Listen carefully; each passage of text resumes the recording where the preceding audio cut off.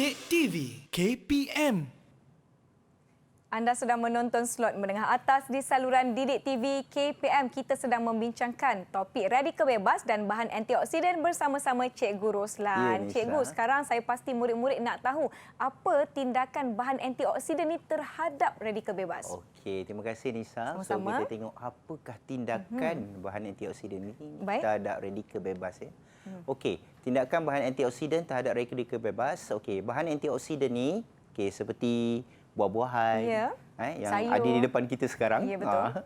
Okey, ia adalah sebatan kimia yang boleh diperolehi daripada sintesis kimia atau tumbuhan semula jadi. Baik. Okey, apabila bahan antioksidan ini bertindak balas dengan radikal bebas, sebatian yang lebih stabil akan terhasil dan menghentikan proses peroksidaan. Baik. So di mana bahan antioksidan dalam badan kita ni memang ada.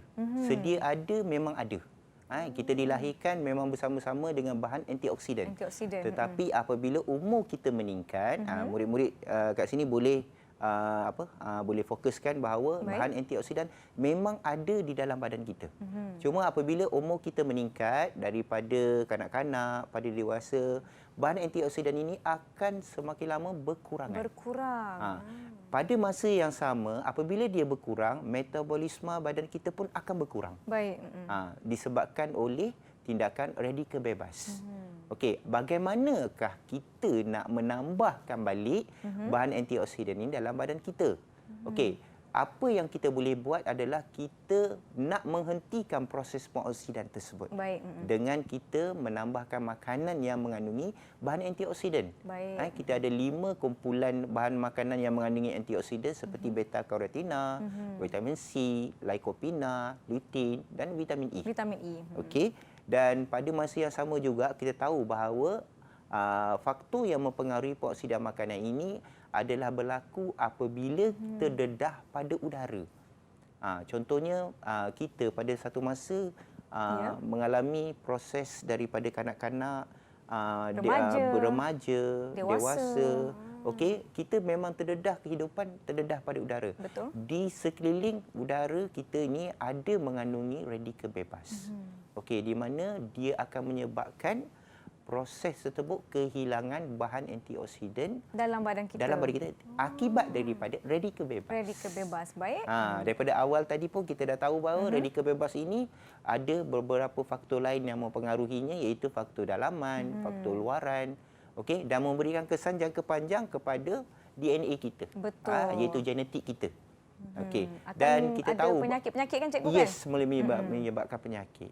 Okey, dan kita tengok kat sini ada kita boleh bagi contoh bagaimana proses peroksidan itu berlaku. Contoh kita tengok jika buah apel dan buah pisang. Okey, buah apel dan buah pisang ni kalau Nisa perasan, kalau kita potong, okey, dia mengambil masa yang tak lama, lebih kurang dalam setengah jam sahaja. Okey, dia akan menghasilkan warna perang. Warna perang. Warna perang tu sebenarnya adalah sejenis asid. Asid yang di mana asid antiferol ni dia akan menyebabkan penghasilan melanin. Okey, jika kita nak kurangkan dia supaya dia tidak menghasilkan melanin, so kita akan letakkan dia ataupun rendamkan dia ataupun kita basahkan dia sama ada dengan jus limau ataupun larutan garam. Paling senang larutan garam. Betul. Kalau Nisa pernah pergi ke tempat-tempat kedai yang jual buah-buahan, yang buah-buahan sama ada air ataupun sebagainya, nampak tak kalau buah-buah yang dipotong itu dimasukkan ke dalam air untuk mengelakkan penghasilan melanin. Baik, supaya buah-buahan itu tidak nampak lebam. lebih segar. Baik. Okey, baru saya faham. Kenapa dalam tu dia letak air? sedikit garam supaya elakkan daripada melanin. Di mana enzim yang ada dihasilkan tadi, maknanya dia akan kurangkan kerana kehadiran daripada larutan garam tadi. Baiklah, memandangkan cikgu ada sebut semakin meningkat usia, semakin kurang bahan antioksidan yang semula jadi dalam badan kan? Jadi kita kena ambil makanan yang mengandungi bahan antioksidan yang tinggi? Yes, betul. Betul tak? Semakin kita berusia, kita perlu mengamalkan. Perlu mengamalkan. Murid-murid di rumah pun sama. Kita kalau yang tak suka buah-buahan tu, kita kena tukar sekarang. Iaitu kita tahu bahawa tak suka buah itu sebenarnya untuk jangka masa yang panjang akan memberi kesan kepada kita. Betul. So lebih baik kita mula sikit-sikit makan buah-buahan walaupun kita tak suka. Ya. Ada yang tak suka sayur sebab Betul. sayur juga merupakan bahan antioksidan. Betul. Okey, sebenarnya bahan seperti sayur ini yang mengandungi vitamin E banyak menghasilkan bahan antioksidan. Dia dapat kurangkan daripada tindakan radikal bebas. Betul tu. Jadi mulakan makan buah-buahan dan sayur-sayuran. Cikgu, Okey. sebenarnya saya tertanya-tanya. Ya. Kita ada buah-buahan di hadapan Ya, kita betul. yang saya percaya mengandungi bahan antioksidan tinggi. Dan kenapa kita macam berada di dapur ni, Ya, Cikgu? betul. Sebenarnya hari ini cikgu nak belanja Nisa minum air buah. Wah. Boleh cikgu ke sana ya? Boleh, silakan Okey. cikgu. Apa yang akan kita lakukan di sini? Kita akan buat satu jenis air minuman buahan. Baik. Nama dia adalah air naga batu. Air naga batu? Okey, naga cikgu. batu. Apakah bahan-bahannya? Okey, buah naga dicampurkan dengan jambu batu. Wah. So jadi air naga batu. Mungkin Nisa kata mungkin air ni sedap ke tidak? Masam ke ataupun sebagainya kan? Baik. So kita test dulu. Boleh, cikgu. Silakan, cikgu. Kita akan mulakan. Baik. Okey, kita mulakan dengan Air naga batu. Air naga batu, di mana kita memerlukan buah naga buah yang cantik naga berwarna yang ungu. berwarna ungu. Dan juga buah jambu batu yang sering kita lihat dijual di mana-mana sahaja. So ini dua buah-buahan ini adalah merupakan bahan antioksidan yang sangat tinggi. Baik. So penting untuk kita minuman tersebut untuk kita punya kesihatan ya. Baik, boleh, cikgu. Okey, so kita mulakan dengan buah jambu batu. Buah jambu kita batu. ambil jambu batu. Okey, kita Masukkan ke dalam pengisar buah ya, cikgu. Pengisar buah. Kalau di rumah saya ada pengisar biasa boleh juga kan, cikgu kan? Boleh, tak ada masalah. Okey, so kita pasangkan. Wah. okey. Dah So, keluar kita jusnya. masukkan dah keluarkan jusnya. Sikit lagi. Okey, kita masukkan. Boleh ambil resepi ni ya, murid-murid.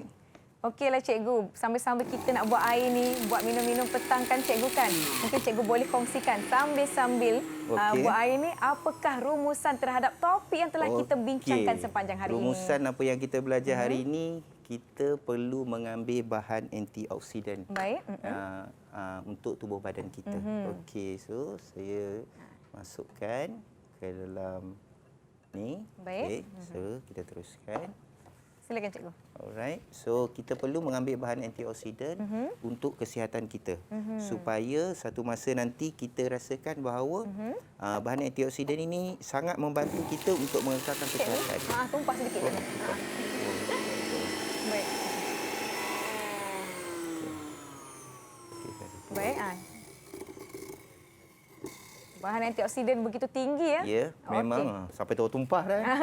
Tak apa. Jadi apakah yang murid-murid perlu fokus terhadap topik ini secara keseluruhannya, secara cikgu? keseluruhannya, dia perlu memastikan bahawa dia memahami apakah tindakan radikal bebas terhadap kesihatan. Baik.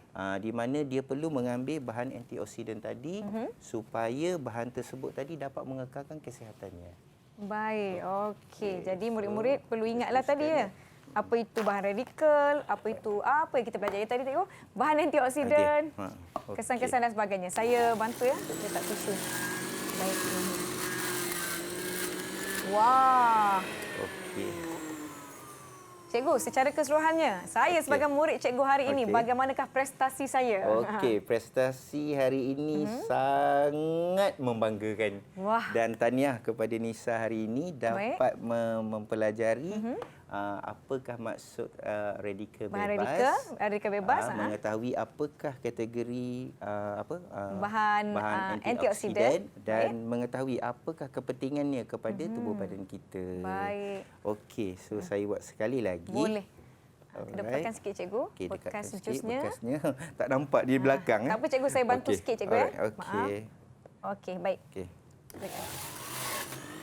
Wah, nampak enak ya, murid-murid boleh cuba. Buah naga dan jambu batu. Baiklah, cikgu, bagaimana murid-murid di rumah nak mendapatkan bahan pengukuhan, latihan pengukuhan okey, untuk boleh topik kita? Semak melalui sumberku.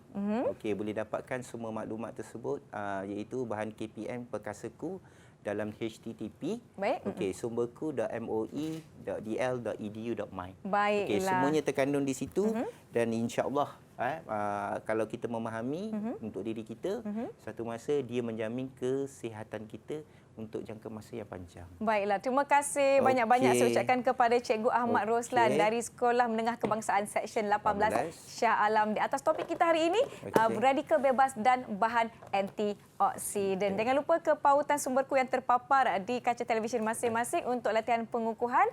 Kita juga ingin ucapkan terima kasih kepada juru bahasa isyarat kita hari ini, Cikgu Kulina dari SMK Sultan Abdul Samad Petaling Jaya, Selangor. Murid-murid di rumah, terima kasih setia bersama-sama dengan kami di slot menengah atas. Cikgu, kita ada air antioksidan yang nampaknya sungguh sedap. Silakan Cikgu, kita sama-sama. Air Naga Batu. Air Naga Batu. Kita jumpa dulu. Jumpa lagi di Didik TV KPM. Alright. Terima Terima kasih. Cikgu. Silakan. Silakan.